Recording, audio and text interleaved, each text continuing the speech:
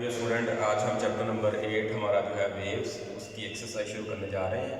तो पहले आज हम उसके शॉर्ट क्वेश्चन जो है वो करेंगे। तो पहला शॉर्ट क्वेश्चन है जी, what features do longitudinal waves have in common with transverse waves. कौन कौन से फीचर जी लॉन्गिट्यूडनल और ट्रांसवर्स वेव के दरमियान कॉमन है।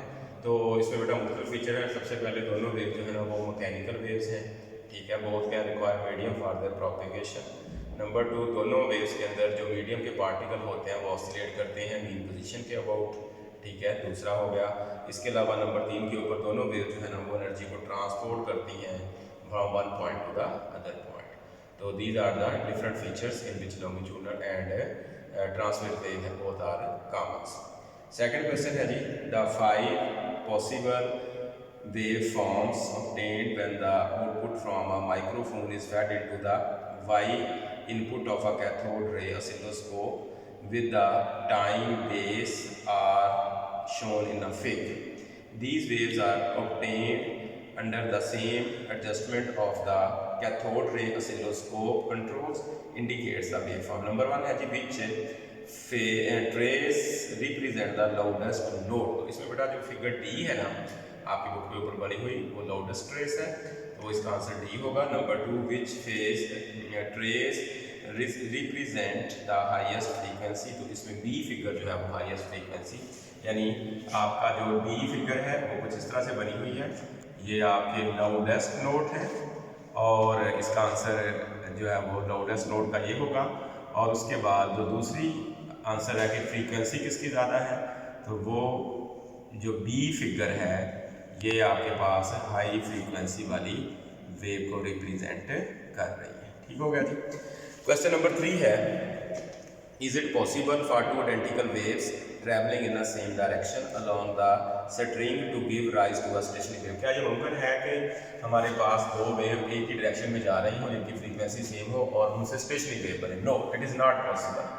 क्योंकि हमारे पास जो स्टेशनरी वेव्स होती हैं ना बेटा, वो वेव्स होती हैं जिसमें दो वेव सेम फ्रीक्वेंसी वाली हो और अपोजिट डायरेक्शन में मूव करें और आपस में सुपरपोज करें। यहाँ पे वो क्या कह रहा है, आइडेंटिकल वेव है यानी सेम फ्रीक्वेंसी वगैरह है और मूव भी सेम डायरेक्शन में कर रही है। तो अगर इसको डिस्कस किया जाए तो ये बेसिकली इंटरफेरेंस होता है, ये स्टेशनरी वेव नहीं होती। अच्छा, चौथा क्वेश्चन है, a wave is produced along a stretch string but some of the particles permanently shows zero displacement, what type of wave. कहते हैं कुछ वेव है जो स्ट्रिंग वगैरह में पैदा होती है, उसमें कुछ पार्टिकल होते हैं जो परमानेंटली जीरो डिस्प्लेसमेंट शो करते हैं। बताएं वो कौन सी वेव है? वो बेटा आपकी स्टेशनरी वेव होगी। देखें ये एक स्ट्रिंग है, आपने इसको प्लग किया, इस तरह से वेव पैदा होगी। This wave is called stationary wave. इसमें ये वाले जो पॉइंट्स हैं जिनको मैंने ब्लैक डॉट किया, these are called node. Node जो है ना वो पॉइंट होते हैं स्टेशनरी वेव के अंदर जिनका डिस्प्लेसमेंट मीन पोजीशन से कितना होता है, जीरो होता है। तो लिहाजा such type of waves are called stationary waves. इन वेव्स को हम लोग क्या कहते हैं, स्टेशनरी वेव्स का नाम देते हैं। ये आपके पास है स्टेशनरी वेव्स होंगी। क्वेश्चन नंबर 5 है, explain the term crust, rough, node and anti node. सबसे पहले जी कहता है क्रस्ट क्या होता है। क्रस्ट हमारे पास बेटा देखें ये एक वेव है, इसमें ये जो अपर रीजन है हमारे पास from the mean position that is called crust. The upper region from the mean position this is called crust, और अब the lower region from the mean position this is called trough. इसको हम trough कहते हैं। ठीक हो गया। और स्टेशनरी वेव्स के अंदर वो पॉइंट जिनका मीन पोजीशन से डिस्प्लेसमेंट जीरो होता है, these points are called nodes। nodes कैसे बनते हैं? Due to the restricted motion of the particles। और बेटा ये जो पॉइंट्स हैं स्टेशनरी वेव्स के अंदर, इनको हम लोग क्या कहते हैं, एंटी नोड। एंटी नोड क्या होते हैं? The point on a stationery waves whose displacement is maximum from the mean position, this is called anti node। और एंटी नोड कैसे बनते हैं? Due to the freedom motion of the particle. ये particle की freedom motion की वजह से होते हैं। उसके बाद है जी, why does sound travel faster in solid than gases. Sound जो होती है वो सॉलिड के अंदर गैसेस के मुकाबले में क्यों ज़्यादा होती है? आपको पता है बेटा स्पीड ऑफ साउंड का फार्मूला हमने पढ़ा हुआ है, √E/ρ। E is called modulus of elasticity. ये मॉडुलस ऑफ इलास्टिसिटी है। और दूसरी जानब हमारे पास रो जो है ये क्या चीज़ होती है? This is called density. ये डेंसिटी ऑफ द मीडियम है। अब जो डेंसिटी सॉलिड की होती है अंडरस्टूड है, ये ज़्यादा होती है गैसेस के मुकाबले में, लेकिन उसके मुकाबले में जो मॉडुलस ऑफ इलास्टिसिटी E है ना, ये बहुत ज़्यादा होता है दैन गैसेस के मुकाबले में, इसलिए साउंड जो है वो ज़्यादा फास्टली मूव करती है किसके अंदर, सॉलिड के अंदर। Modulus of elasticity E for solid is very greater than gases, ये बहुत ज़्यादा होता है, लिहाजा स्पीड ऑफ साउंड इस वजह से जो है ना वो हमारे पास ज़्यादा होती है सॉलिड के अंदर दैन गैसेस के अंदर मुकाबले में। उसके बाद है जी question number 7, how beats are useful in tuning musical instruments. Beats किस तरह ट्यूनिंग म्यूजिकल इंस्ट्रूमेंट में इस्तेमाल होते हैं। बीट्स जो होते हैं ना बेटा, आपको पता है कि the superposition of two waves having slightly different frequency moving in same direction produce a beats, और नंबर ऑफ बीट्स पर सेकंड जो होते हैं ना बेटा ये बराबर होते हैं किसके, दो ट्यूनिंग फोर्क की फ्रीक्वेंसी के अंदर। अब इंस्ट्रूमेंट को कैसे हम इसे ठीक कर सकते हैं म्यूजिकल, जो इंस्ट्रूमेंट मिसाल के तौर पर गिटार वगैरह है वो ख़राब है तो आप उसको लेके आते हैं और जो सही गिटार है उसके बराबर रख के बजाते हैं, ठीक है ना। उसके बाद आपको बीट सुनाई देते हैं, डिफरेंस ऑफ फ्रीक्वेंसी सुनाई देता है। आप क्या करते हैं, जो खराब गिटार होता है फॉल्टी ऑपरेटर जो है उसकी वायर को टाइट या लूज करके जो है दोबारा इकट्ठा रख के उनको जो है ना वो बजाते हैं, तो क्या होगा, जब दोनों के दरमियान कोई फ्रीक्वेंसी नोट आपको डिफरेंस सुनाई नहीं देगा तो इसका मतलब है दोनों जो है ना वो ठीक हो गए हैं, यानी जो पहला ठीक था उसके साथ दूसरा जो है ना उसकी फ्रीक्वेंसी मैच कर गई है, लिहाजा दोनों जो है ना वो ठीक है। अच्छा जी, क्वेश्चन नंबर 8 है, how to load when two notes of frequencies f1 and f2 are sounded together beats are heard if f1 greater than f2, यानी f1 जो है ना वो f2 से बड़ा है, वो कहता है what will be the frequency of beats. अब आपको पता है ये बड़ा है तो फ्रीक्वेंसी क्या होगी, f माइनस f2 होगी, ठीक है, that's equal to number of beats. तो हमें पता है कि the difference between the two frequencies of the wave is equal to the number of beats के बराबर होता है। तो आपके पास इसका जो आंसर है वो थर्ड जो है ना वो आएगा f1 माइनस f2।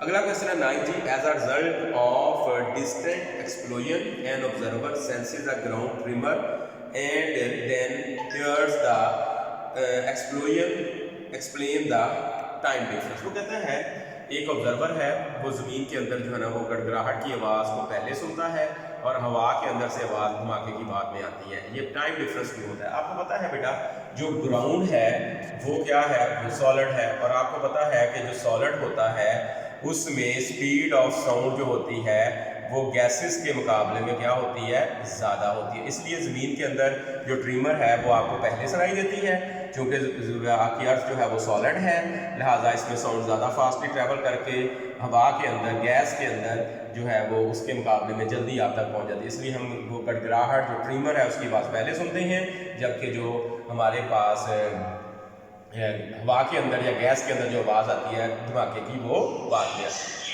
अच्छा जी, उसके बाद क्वेश्चन है जी, explain why sound travel faster in warmer air than in cold air. गर्म हवा वार्मर एयर के अंदर ठंडी हवा कूलर एयर के मुकाबले में स्पीड ऑफ साउंड क्यों ज़्यादा होती है। जो वार्मर एयर होती है ना बेटा, आपको पता है कि स्पीड आपने इफेक्ट्स पढ़े थे, प्रेशर का इफेक्ट साउंड के ऊपर क्या होता है, स्पीड ऑफ साउंड के ऊपर डेंसिटी का इफेक्ट क्या होता है। इसके अलावा बेटा हमारे पास जो है तीसरा जो होता है वो टेम्परेचर, जो मेन इफेक्ट है, वहाँ पे आपने पढ़ा है कि टेम्परेचर जो होता है इस speed of sound directly proportional to the square root of the given temperature of solid या गैस, या जिसके अंदर भी आप लोग उसको डिस्कस कर रहे होते हैं।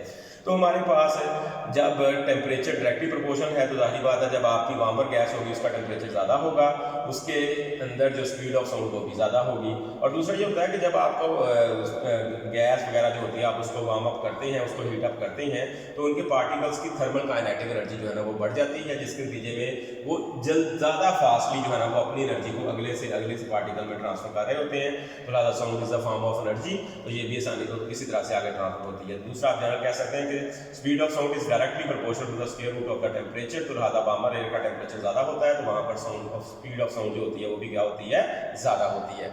अच्छा जी, उसके बाद लास्ट क्वेश्चन है, how should a sound source move with respect to an observer so that the frequency of its sound does not change. किस तरह से एक ऑब्जर्वर और साउंड जो है वो मूव करते हुए जाएं कि उनके दरमियान जो साउंड की फ्रीक्वेंसी है वो तब्दील ना हो, वो कांस्टेंट रहे। अब देखिए बेटा, एक ऑब्जर्वर और एक सोर्स अगर दोनों एक ही डायरेक्शन में सेम वेलोसिटी से मूव करेंगे, सेम स्पीड से मूव करेंगे, लेट्स सपोज ये एक सोर्स है वो मूव कर रहा है ठीक है, इस डायरेक्शन के अंदर, और उसके पीछे एक ऑब्जर्वर है वो जो इसको क्या कर रहा है, सुन रहा है। अब both can move with same speed, उनके दरमियान जो स्पीड है वो क्या है, सेम है, लिहाजा इनके दरमियान जो डिस्टेंस है वो वेरी नहीं करेगा, लिहाजा इनके दरमियान जो रिलेटिव वेलोसिटी होगी वो किसके बराबर होगी, ज़ीरो के बराबर होगी। जब उनके दरमियान रिलेटिव वेलोसिटी ज़ीरो हो जाएगी तो उनके दरमियान किसी तरह की कोई भी अपेरेंट चेंज वाक़या नहीं होगी, लिहाजा अपेरेंट चेंज इन फ्रीक्वेंसी जो है वो किसके बराबर हो जाएगी, this is equal to zero. Apparent जो फ्रीक्वेंसी है वो बेटा हमारे पास किसके बराबर होगी, ज़ीरो होगी। तो लिहाजा वो एक ही फ्रीक्वेंसी की जो है ना वो साउंड सुनेंगे जब तक एक ही डायरेक्शन में एक ही स्पीड के साथ मूव करते हुए जाएंगे। इसलिए हम कहते हैं कि जो अपेरेंट चेंज का पैदा होती है कि when observer and source both are in relative motion then there is an apparent change in frequency और पिच ऑफ अ साउंड, जिसको डॉपलर ने जो था ना वो ऑब्जर्व किया था, जहाँ पे जो कि दोनों सेम डायरेक्शन में मूव कर रहे हैं और उनकी स्पीड भी सेम है, लिहाजा उनके दरमियान जो रिलेटिव वेलोसिटी होगी वो किसके बराबर होगी, ज़ीरो के बराबर होगी। जब वेलोसिटी ज़ीरो हो जाएगी, रिलेटिव वेलोसिटी ज़ीरो हो जाएगी तो बेटा उनकी फ्रीक्वेंसी में भी कोई चेंज नहीं आएगी। तो बेटा ये थे जी हमारे आज के शॉर्ट क्वेश्चंस।